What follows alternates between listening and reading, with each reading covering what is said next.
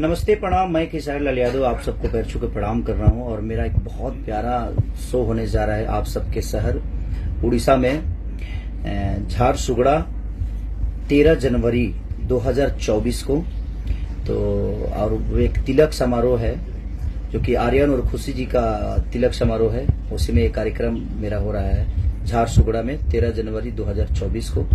तो आप आइए और अपना प्यार और आशीर्वाद दीजिए और मेरे तरफ से पूरे यादव परिवार को तिलक की ढेर सारी शुभकामना और 24 जनवरी माने जनवरी की ढेर सारी बधाइयां कि नए साल में आप ऐसे ही खुशियां लोगों को बांटते रहें और देते रहें। और मैं आ रहा हूं झारसुगड़ा 13 जनवरी 2024 को।